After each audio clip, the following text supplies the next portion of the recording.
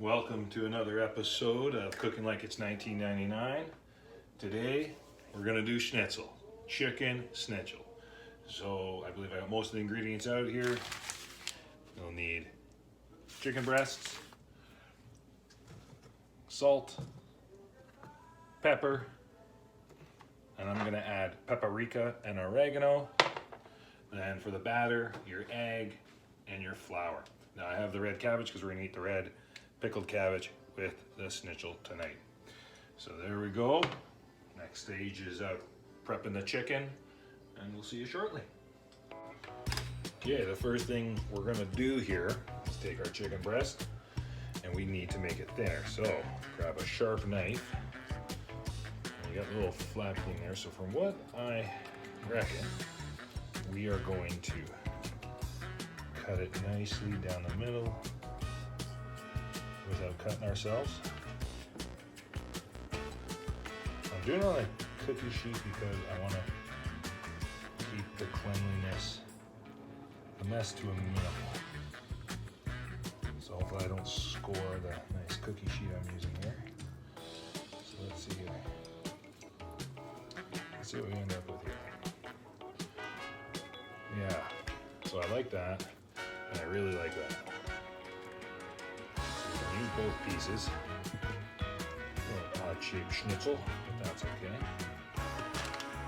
And then grab the next one, and all I do is I start cutting it right here. All puffled. That works good. Kind of slice it, get past there. Controlled. It's probably not very safe. Cutting towards yourself.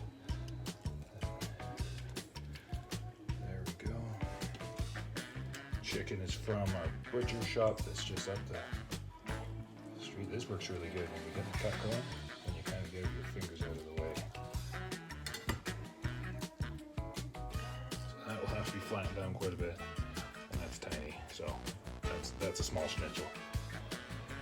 So let's see if I can get better on this one. What we want to do is we really want to get down here.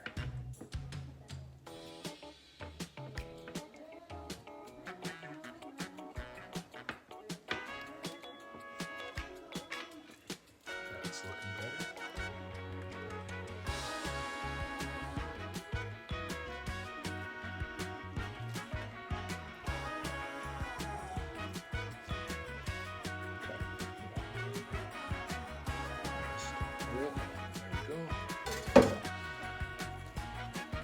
There, that's better. So that's going to make really nice. So now we're going to lay it all out like this.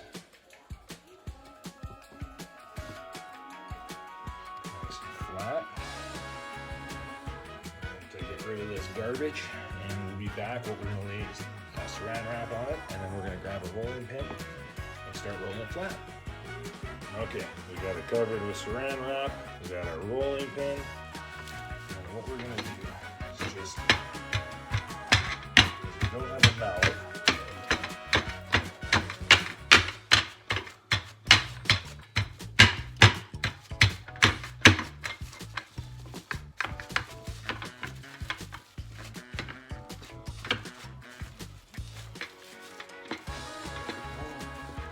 get consistent thickness.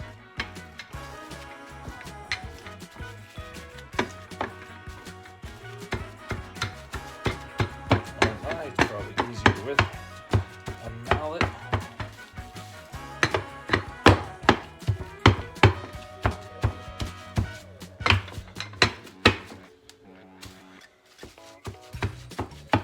It seems to be working.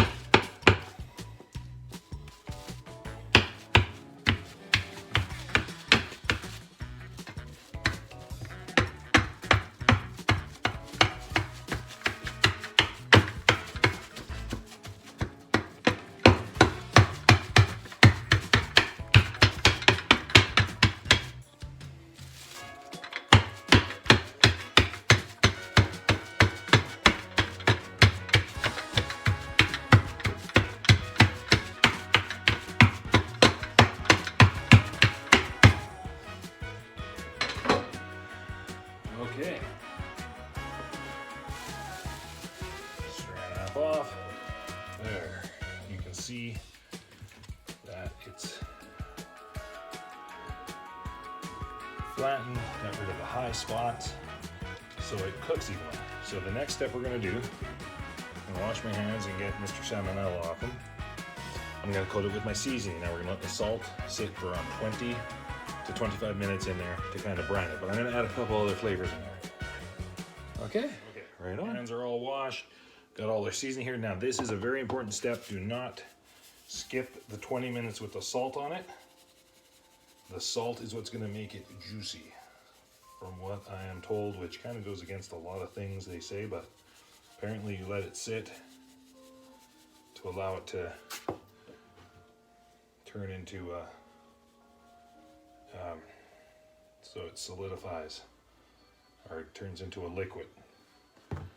So I added the pepper, just a little paprika, because we're going to be wiping this off after. So what I'm hoping is it soaks in a little bit with the salt.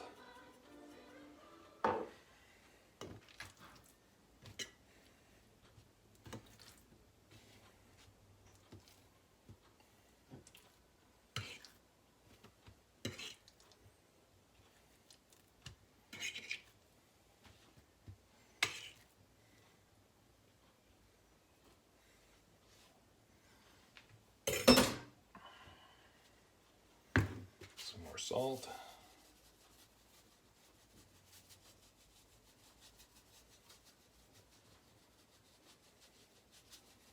This is what they call a dry brine.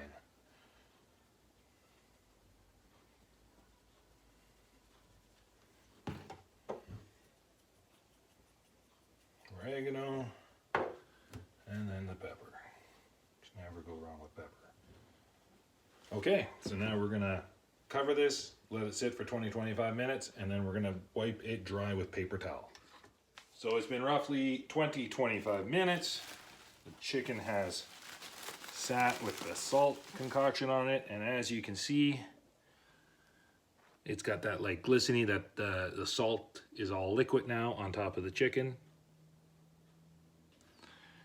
Okay, and so now, very important, we're gonna take the chicken off. I got another pan here with paper towel. I figure do it all at once, better than one at a time. And we want to get all the moisture off.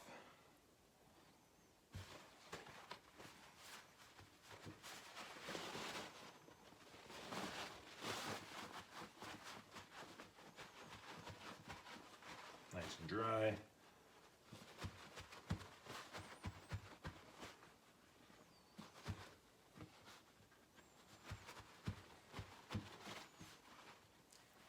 You can actually feel how dry it is. There's no more moisture on it.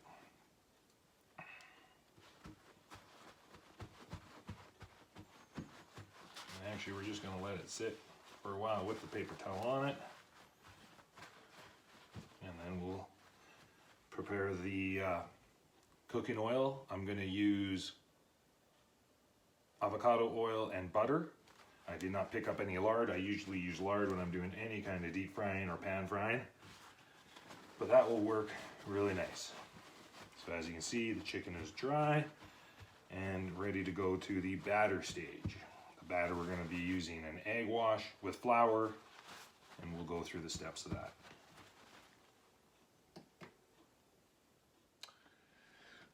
Welcome to the beer segment of Cooking Like It's 1999. I'm your host, the beer guy.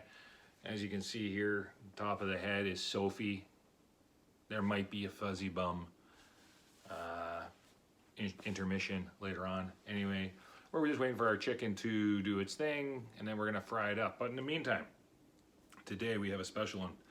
It is Big Hat Hazy IPA out of Calgary, Alberta. A buddy of mine picked this up for me. It's a 6.5%. It's supposed to be pretty smooth. Really big fan of IPAs. Grab my glass. Here we go. So yeah, we're gonna cook our schnitzel in You know, I said avocado oil and I was corrected that we cannot do that. It's gonna be all butter, which is fine. I like butter, I fry in butter. Butter is the answer for a lot of things. I think I've said that before in other videos. Now, remember when doing your cooking, to my huge audience out there, just experiment. Like, I'm adding seasoning to the chicken. Didn't call for it. The lady that I got the recipe off just does the salt. Another thing, if you ever tried, a little hint here, try soaking your chicken breast in salty water for around a couple hours. You'll never have a chicken breast so juicy in your life. Anywho, as you can see, it's freaking gorgeous outside my house. Hazy IPA, Calgary, Alberta. We're gonna take a sniff. My gosh, does that smell good?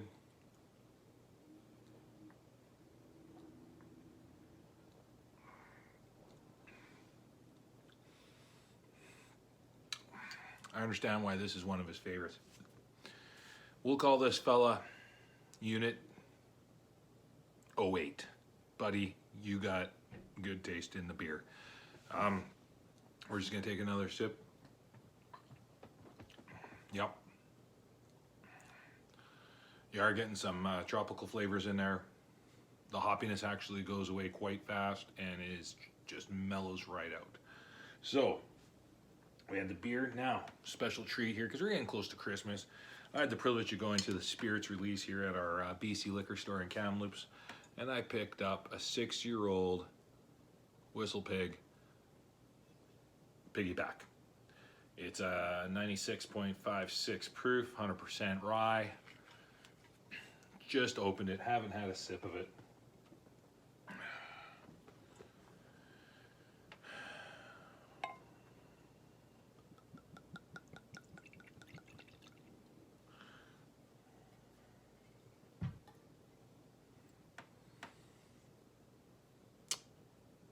Okay, now I learned from a Scotch guy. I love my Scotches. I'll probably introduce more on my little program here as we go. But I also love a good rye. Now this one was highly recommended.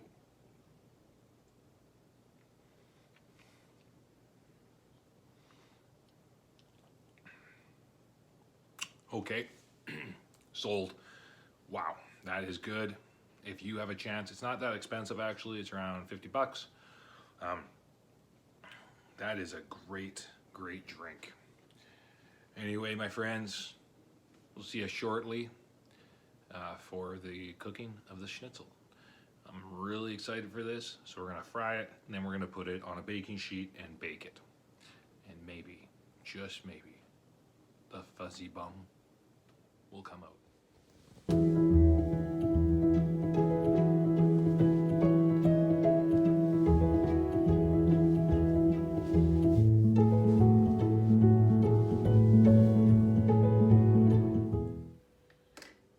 Welcome back to Cooking Like It's 1999. So now we're ready to batter up the chicken. So what we have here is we have 4 eggs beaten, no milk, no nothing, just egg. Okay, then we have our flour. So what we're gonna do, this is new to me, I've learned a few things.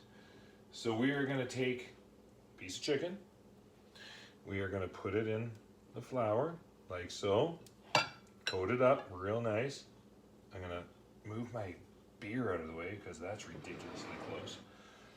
So, put the excess flour off of the chicken. Now we're gonna go into the egg wash. Okay.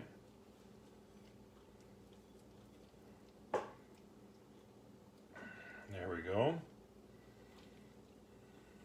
Okay. Let it drip back into the flour and coat it up nicely. Okay. Okay, now put it on the pan. Next, flour.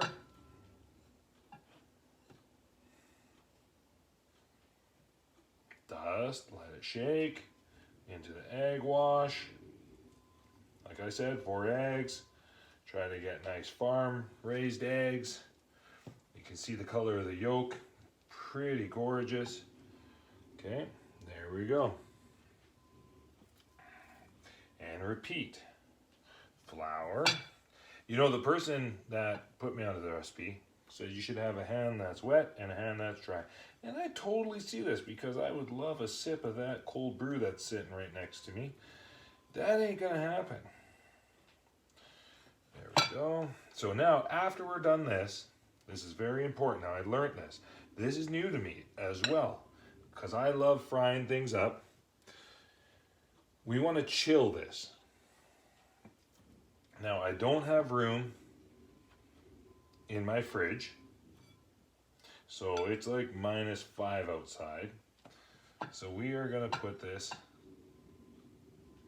outside to chill. And that makes a lot of sense. You know, when I deep fried a lot of things, I just had problems with the batter, etc., etc. That, to me, when she said that, that made a lot of sense.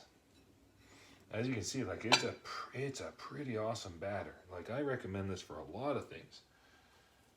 There we go. Flour, this is the last piece. Egg.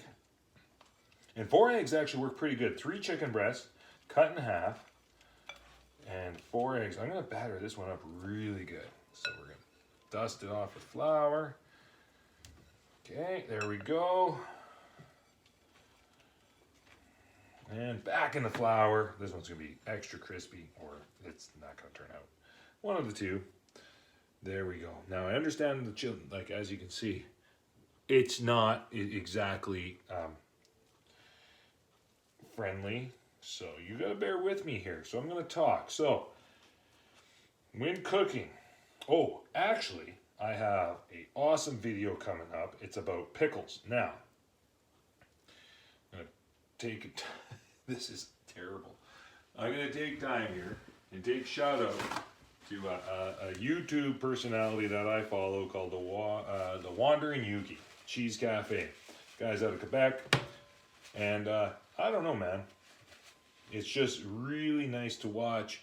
Love his videos. So anyway, I did pickles by his recipe. I haven't tasted them yet. I'm gonna taste them, and I got a video coming up. If I like the taste of the pickles, a next video is coming up. It's gonna blow your mind. So let's rinse this off. And we'll carry on. So we're going to chill this now. We're going to chill this. We're going to set this outside, cover it up, of course, so that it's nice and safe. And we'll load it. After this is the frying stage. Stay tuned. Nicely, safely covered. So we're going to let that sit and chill. Nice cooking in winter. It does have its benefits. A little zoom. A little preview. Ooh. There we go.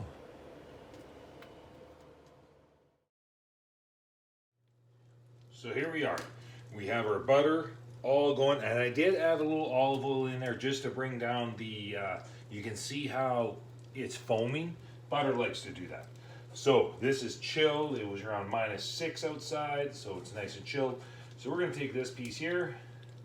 Are you ready for this? Got the temperature up to around 8 on the burner. There we go. So you're gonna see that. Here we are. And you're gonna see it bubble and foam. Butter likes to do that. Like I said, I love cooking with lard. Lard is absolutely the best thing you can deep fry with. I know it sounds gross, but just do it. It's really good. So we're gonna let that brown, and we're gonna let that fry. So there's no use of watching this, so you've seen what happens. I'm gonna come back when we flip it. So here we are. Lots of smoke. I'm gonna have to open the door. We're gonna flip it. Look at that. Look how golden brown that is. Ooh, yeah. This is what I'm talking about, Schnitzel. Bam. It's getting crazy.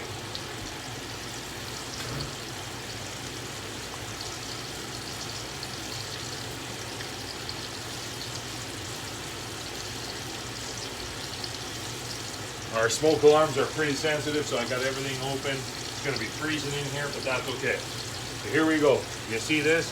Look at this. Look at this. Beef. Nice golden crunchy. We're gonna let that sit just for a little longer. There we go. This is looking good. I think we're gonna get the next one. You can see butter browns a lot. You gotta be careful because it is a carcinogenic. So we're gonna take this off, put that on the buttered pan. We buttered the pan. We always butter the pan. Yeah, there we go. So next pieces. See, these are smaller, so we're gonna fit a lot more on. Oh, that tore. So there we go. So this is a recipe for schnitzel. I know it looks like fried chicken, but it's not. It is schnitzel. So actually, we can fit the rest on here. And we're gonna turn down the temperature just a hair. Yeah, we did already. And this is looking absolutely wicked. So I'm pretty excited. As you can see, I got the fan still going, so it's pretty loud in here because we got a lot of smoke. But this is turning out real. Can I do this? Nope. Can't zoom in. Here, hang on. Golden brown. So this is butter with a little olive oil. It's turning out really nice, very smoky. No alarms yet, so we're doing good. So now we're gonna take this off here in any minute. We're gonna put it in the oven at, I have it on the convection at 300. Because it's probably halfway cooked already with the fry, so we don't want to dry it out. That's our next step. Everything is fried, everything is golden brown. You can see I got it at 300. Like I said, the chicken's thin, so it's gonna cook fast. And there's your schnitzel. Or as my wife would like to call it, fried chicken. It is not fried chicken, it is schnitzel. So, the schnitzels I've had in the past had gravy on it. So I am using poutine gravy. Probably not very traditional, but I heard this stuff is the bomb. Got it ready in the pot. That is gonna go on the schnitzel, on my schnitzel. Finished product. Got our schnitzel, our gravy, pickled beets, some salads from the grocery store. Enjoy, my friends.